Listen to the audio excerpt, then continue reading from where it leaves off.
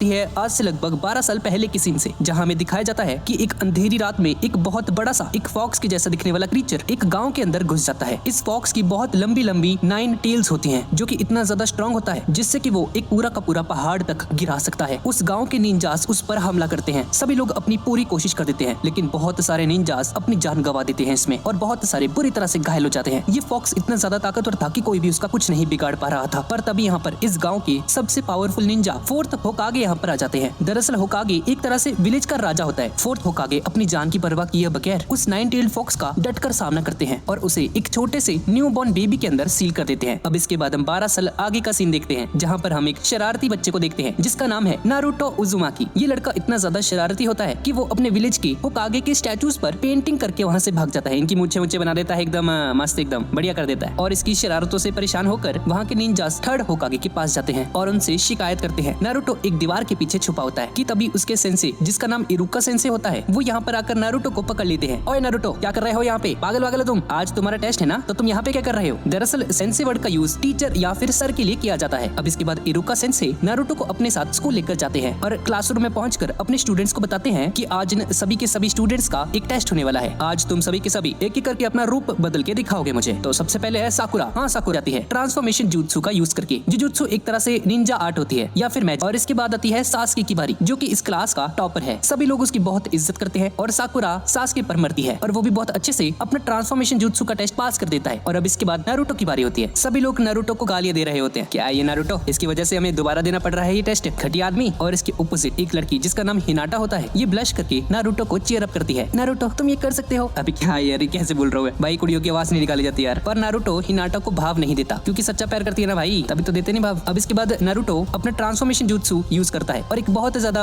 Sexy nude लड़की में transform हो जाता है। क्या देख रहा हूँ ये देखकर इरुका सेंसे को बहुत ज्यादा गुस्सा आ जाता है। अबे ओ, ये क्या कर रहा है? ठीक से कर ले। आज के बाद अगर तूने ऐसा कुछ कर दिया ना तो कभी भी पास नहीं होने वाला, यहीं पे बैठा रही हो तू। और इसके बाद ये नारुतो को पनिश करते हैं। तो किसी रेस्टोरेंट में पहुंच जाते हैं रामेन खाने के लिए, और रामेन दरअसल नूडल्स को कहा जाता है और नारुतो का फेवरेट फूड होता है। अब नूडल्स खाते वक्त इरुका सेंसे नारुतो से पूछते हैं, हाँ तो नारुतो, तुमने उन पर पेंटिंग्स क्यों ड्रॉ करी थी? तुम ऐसा क्यों करते हो? क्या तुम्हें नहीं पता कि होकागे कौन होते हैं? नारुतो बोलता है, अरे हाँ सेंसे, मुझे पता है कि वो कौन थे, और इवन फोर्थ होकागे ने तो हमारे विलेज को 9 टेल्ड फॉक्स से भी बचाया था। लेकिन मैं उन सबसे भी ज्यादा ताकतवर और स्ट्रॉन्ग बन के दिखाऊंगा, मैं बनूंगा 5th होकागे। और नारुतो इरुका सेंसे से उनका हेड बैंड मांगता है एक बार पहनने के लिए, क्यों लगता हूँ प्लीज। पर इरुका सेंसे उसे बोलते हैं नहीं नारुतो, ये सिर्फ उसी को मिलता है जो कि स्कूल से सक्सेसफुली ग्रेजुएट हो जाते हैं। चलो देखते हैं, कल तुम्हारा टेस्ट है, अगर तुम उसमें पास हो गए तो मैं तुम्हें ये दे दूंगा। अब इसके अगले दिन हमें ग्रेजुएशन एग्जाम का फाइनल एग्जाम दिखाया जाता है। इरुका सेंसे उन सभी का एग्जाम लेते हैं और इस एग्जाम को पास करने के लिए इन्हें शैडो क्लोन जुत्सु का टेस्ट देना होगा। नारुतो ये सुनकर घबरा जाता है, क्योंकि सिर्फ यही एक जुत्सु था जो उसे नहीं आता था कभी भी। जुजुत्सु एक तरह की पर्टिकुलर टेक्निक होती है जिनको एग्जीक्यूट करके निंजास बहुत सारी नेचुरल चीजें कर सकते हैं, बहुत खतरनाक से अटैक कर सकते हैं। और आगे के पार्ट में आपको इसके बारे में बहुत कुछ पता चलने वाला है भाई। बड़े खतरनाक अटैक्स होते हैं, गारा वाली फाइट आएगी भाई। अभी तो बस सपोर्ट करना भाई, लाइक वाइक कर दो यार वीडियो को, इस पे अच्छे व्यूज आएंगे तो इसका अगला पार्ट जरूर लेकर आऊंगा। इसी को कंटिन्यू करते हैं। अब सभी बच्चे अपना एक शैडो क्लोन बनाकर पास हो जाते हैं और अब बारी आती है नारुतो की। नारुतो अपने चक्रा पर फोकस करके अपना एक शैडो क्लोन बना तो लेता है, पर वो क्लोन बहुत ही अजीब, एकदम मरियल सा होता है, एकदम बेजान सा। ये देखकर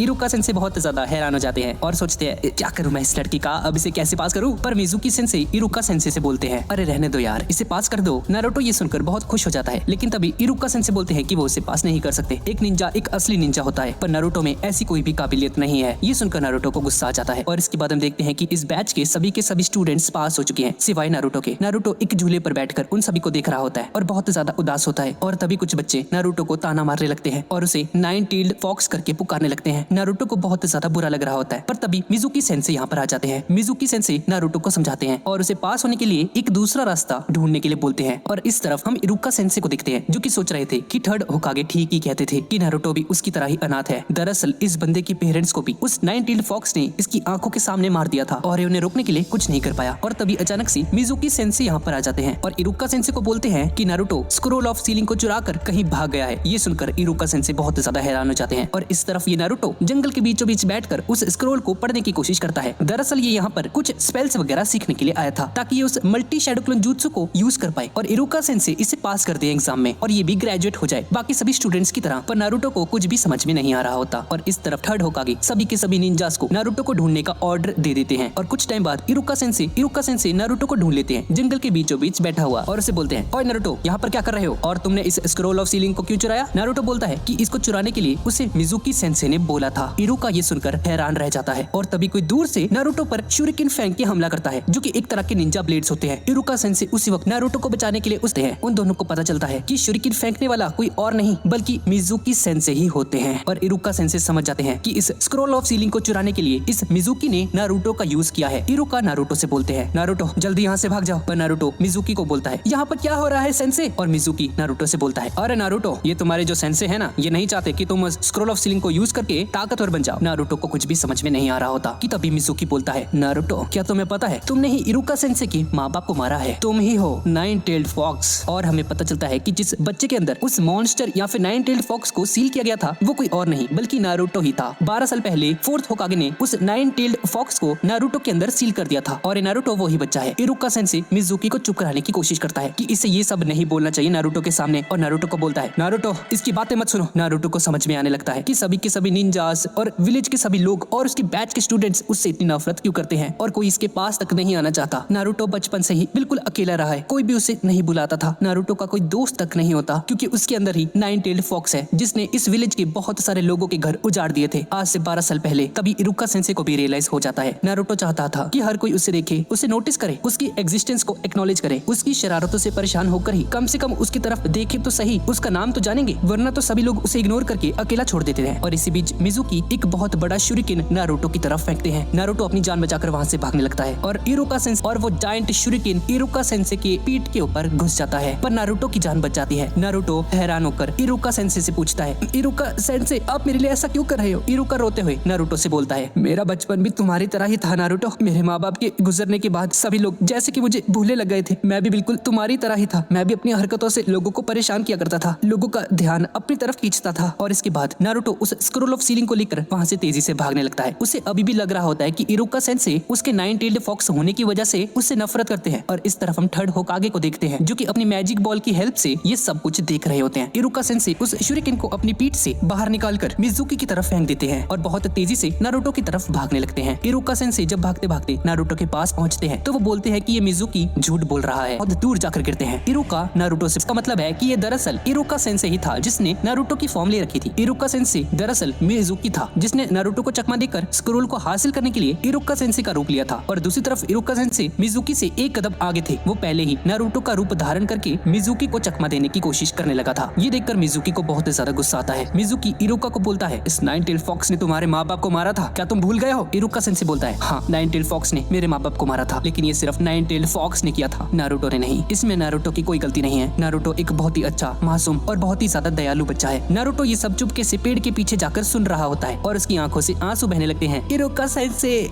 बहुत ज्यादा रोता है और मिजुकी